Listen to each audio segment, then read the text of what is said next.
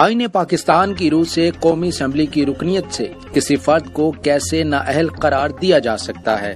امیدوار کو مندرجہ ذیل بنیادوں پر الیکشن لڑنے سے نااہل قرار دیا جا سکتا ہے۔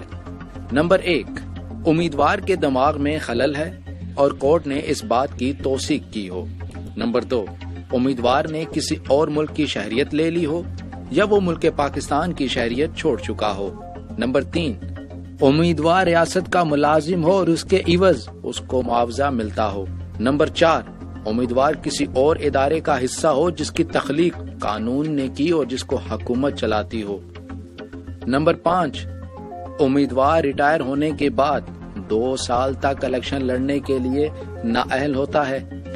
نمبر 6، امیدوار نظریہ پاکستان کے خلاف ہو، فوج اور عدلیہ کی حد تک عزت کرتا ہو۔ نمبر 7، امیدوار کو عدالت نے بدعنوانی، طاقت کا غلط استعمال اور بد اخلاقی کے سبب مجرم قرار دیا ہو۔ نمبر 8، امیدوار کو جبری طور پر پاکستان کی خدمات سے برطرف کر دیا گیا ہو۔